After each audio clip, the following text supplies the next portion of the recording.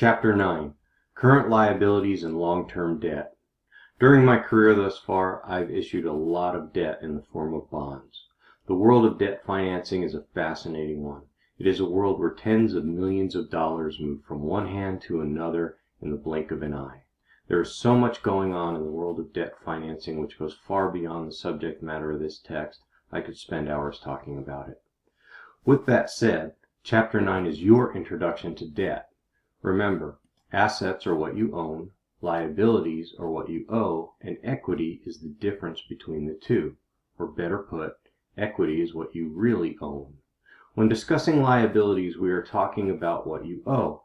If you stop to think about it, chances are you owe more than you think. Payroll tax is not yet paid.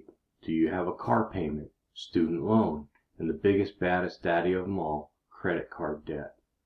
It is easy to see you and everyone around you owes a lot of money to everyone else. Now, look at it as an opportunity. That is what Visa does. Since many people live on debt, why not be on the side who understands how it works and perhaps make it work for you? You don't have to have debt, but sometimes it is hard to avoid. Minimizing and carrying only the debt you absolutely need is the best management practice. Here is my tip for Chapter 9. Write down the following matrix. Each letter stands for a month. January, February, March across the top, and so on. Bond interest is usually paid semi-annually, every 6 months. It is easy to tell when the interest has to be paid using this matrix because the months are stacked up, so if you skip a line, you go right to the correct month.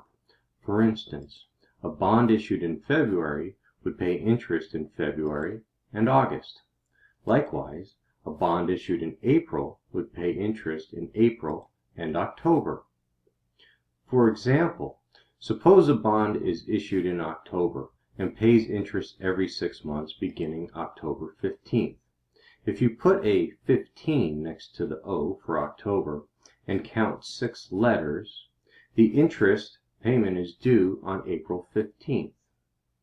Likewise, if you have to accrue the interest owed at calendar year end, December 31st, it is easy to count October, November, December, or 2.5 months of interest. Cool, huh?